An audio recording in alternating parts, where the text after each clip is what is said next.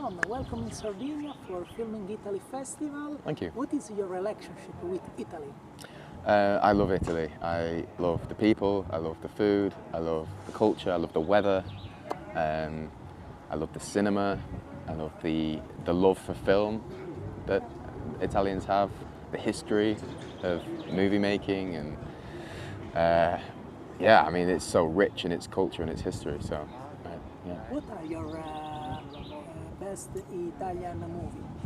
The Bike Thief, probably. It's been a personal favourite for many years. I like how well observed it is. It's heartbreaking, it's funny, it's desperate. It makes for great cinema, yeah. Fantastic. And House of the Dragon has brought you incredible popularity in our country. Right. How did your casting come about? Ooh, I guess in quite a standard way of auditioning for a role, I did a self-tape a million years ago, it feels, and the producers and casting director and they all liked what I did, and I was offered the role the next day, so it was quite a quick turnaround, really. But yeah. But you were a fan of Game of Thrones before you... No, I'd never seen Game of Thrones. I was one of the very few people who had never seen it, but then once I got the role, I very quickly became a super fan of the series. I ask this question because many have compared your character to Joffrey, because in the first two seasons you have a very number of traumatic experiences. Yeah, there is that comparison, I guess. I wouldn't necessarily say they were the same. You know, they both put in similar positions in that they both became king eventually and had a lot of power and a lot of status, and weren't necessarily equipped to deal with that. But yeah, I can see the parallels. Yeah. And what was the most difficult scene to shoot in House of the Dragon? Probably the moment where Aegon finds out his son has died. That was a tough one, purely because it was so emotional and so high energy, and the stakes were very high.